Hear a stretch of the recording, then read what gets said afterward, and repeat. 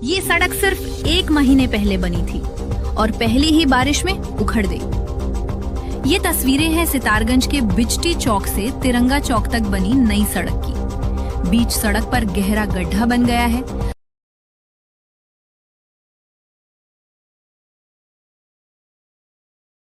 नमस्कार, मैं हूं हेम बुदलाकोटी और आप देख रहे हैं मेरा YouTube चैनल हेम बुदलाकोटी ब्लॉग्स। अभी जो आपने वीडियो देखी हुई है, ये वीडियो सितारगंज की है और ये जो जगह है ये सितारगंज के तिरंगा चौक से लेकर सितारगंज के बिजटी चौक के बीच में पड़ती है। ये जगह ठीक हमारे विधायक सौरभ बहुगुणा जी के घर के एडजेसेंट है, मीन्स इसी कट के रस्ते उनके घर का रास्ता जाता है। और कमाल की बात यह है कि 5-6 महीने इस सड़क पर काम चला था और उसके बाद मई के महीने में कंस्ट्रक्शन का काम पूरा होने के बाद इस सड़क को बनाया गया। मई 2026 की बात मैं कर रहा हूँ क्योंकि ये 2026 चल रहा है। इसको बनाया गया, 1 महीना लगभग ये ठीक रही और जैसे ही मई 2026 में बनी, जून 2026 से ठीक रही और जुलाई का महीना शुरू होते ही जैसे ही 1-2 बारिशें पड़ी, ये सड़क बैठ गई और इसमें जो गड्ढा हुआ वो आपने अभी इस वीडियो के माध्यम से देखा। तो प्रश्न ये है कि ऐसा क्यों हुआ। तो इसके लिए हमें इसको समझने की जरूरत है कि बेसिकली डामर की सड़क जो बिटुमिन से बनती है या बिटुमिन भी कहते हैं, सड़क जब भी खराब होगी तो उसके पीछे कुछ रीजन्स होंगे। पहला रीजन होगा कि उस सड़क की नींव कैसी है। क्या इसकी नींव कमजोर नींव है? मीन्स सड़क बनाने से पहले उसके नीचे की जो परतें हैं, जिनको सबग्रेड कहा जाता है, उनको ठीक से कॉम्पैक्ट किया गया है या नहीं किया गया है, ढंग से दबाया गया है या नहीं दबाया गया है।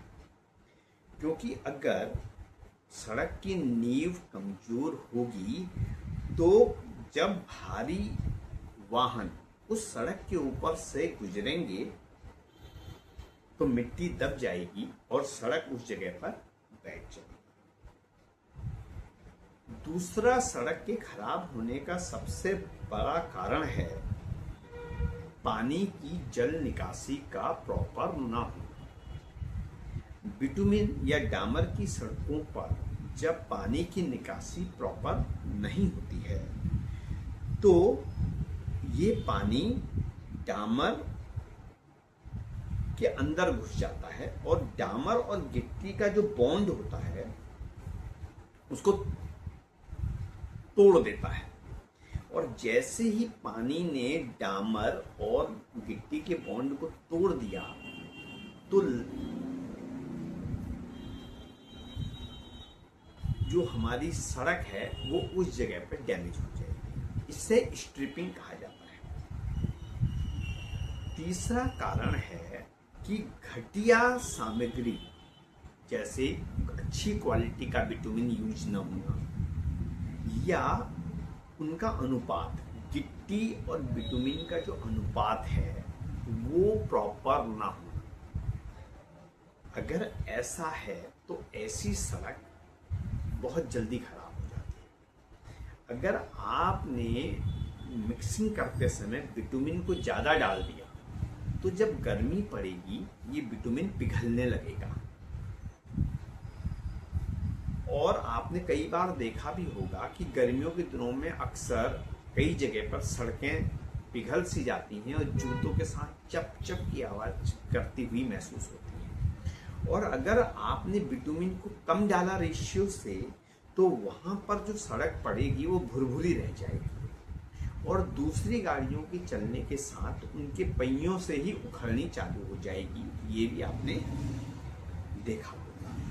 तो कुल मिला के कहा जाए, अगर मैं इस सड़क की बात कहूँ तो साफ साफ मुझे यहाँ पर कमियां दिखाई देती हैं। पहली कमी, जब सितारगंज की इस सड़क को डाला गया, मैंने खुद से भी इस चीज़ को देखा था क्योंकि मैं उस बीच वहाँ से 3-4 बार गुजरा था। 2-2.5 घंटे के अंदर ही ये सड़क डल चुकी थी। इससे एक चीज़ साफ पता चलती है कि इन्होंने सड़क डालते समय उसकी निचली परत को सही से नहीं दबाया, ठोस तरीके से नहीं दबाया, सबग्रेड प्रॉपरली नहीं किया। दूसरा रीजन जो है, उसमें जो क्वालिटी ऑफ बिटुमिन है वो साफ दिखाई देता है कि वो अच्छी क्वालिटी का बिटुमिन यूज नहीं किया गया। साथ ही जो रेशियो बनाया, मिट्टी के साथ जो बिटुमिन का रेशियो जो बनाया, वो भी अप टू द मार्क नहीं था, जिसकी वजह से बारिश का पानी जैसे ही पड़ा और वो हल्का सा अंदर की तरफ को रिसा, तो उसने गिट्टी और बिटुमिन के बॉन्ड को तोड़ दिया और तुरंत से वो जगह कमजोर मिट्टी की वजह से बैठ गई और वहां पर गड्ढा हो गया। प्रश्न ये है, समस्या तो पता चली, समाधान क्या है? समाधान भी सिर्फ यही है कि अच्छी क्वालिटी पे ध्यान दिया जाए, पानी के ड्रेनेज पे ध्यान दिया जाए, तो हम मजबूत और अच्छी टिकाऊ सड़कें डाल पाएंगे। साथ ही भ्रष्टाचार को कम करने की कोशिश की जाए, क्योंकि जो पैसा आया वो पूरा लगा ही नहीं, उसमें से 50% से ज़्यादा पैसा कमीशनबाजी में चला जाता है भारत के अंदर। बचा 50%, तो उसमें आप क्वालिटी से कंप्रोमाइज करेंगे ही करेंगे। और जब जब हम क्वालिटी से कंप्रोमाइज करेंगे, तब तक हम इसी प्रकार का डेवलपमेंट करेंगे जो हम देख पा रहे हैं। और ये सितारगंज में ही नहीं, अभी आपने कई वीडियोज के माध्यम से, सोशल मीडिया के माध्यम से, देहरादून से दिल्ली जो हाईवे बना है उस पे भी ये हालात देखे हैं, लखनऊ हाईवे पे भी ये हालात देखे हैं, दिल्ली से बॉम्बे वाले का बहुत बुरा हाल है, मध्य प्रदेश में जो बने हैं उनका हाल देखिए, बिहार में जो बन रहा है, जो पुल बन रहे हैं, जो गिर रहे हैं, उनका हाल देखिए। तो ये सारा का सारा सिस्टम की नाकामयाबी को दिखाता है। क्योंकि मुझे नहीं लगता कि मैं ठेकेदार पर दोष दे दूं, मुझे नहीं लगता मैं उस कंपनी पर दोष दे दूं जो उसे बना रही है। मेरे हिसाब से दोषी यहाँ पर सिस्टम है। सिस्टम का मतलब सरकार से है, क्योंकि कोई भी चीज आपके इच्छा के बिना नहीं हो सकती।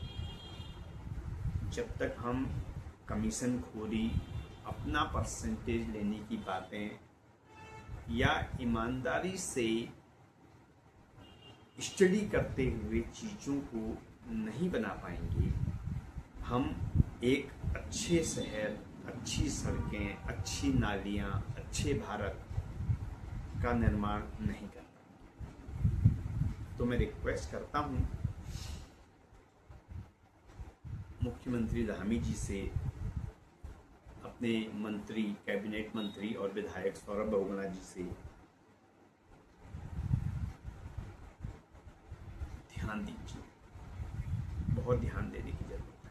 और एक छोटी सी रिक्वेस्ट इस वीडियो के माध्यम से मैं और करता हूँ कि सितारगंज नगर पालिका से मैं एक भी रोड साइड डस्टबिन रखे हुए नहीं हैं, जिससे जगह जगह पर कूड़े के ढेर लग जाते हैं।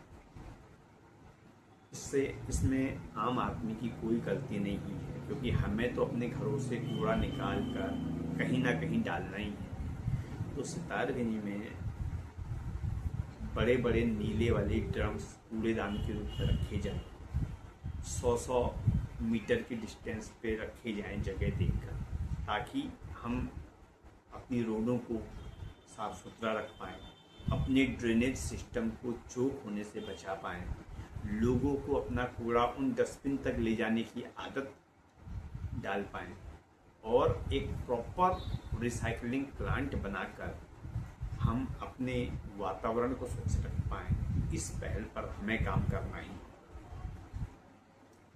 मुझे सुनने के लिए बहुत बहुत धन्यवाद। आज के लिए इतना ही। आप सुन रहे थे हेम बुतलाकोटी को उनके YouTube channel Hem Butlakoti blogs. Thank you very much.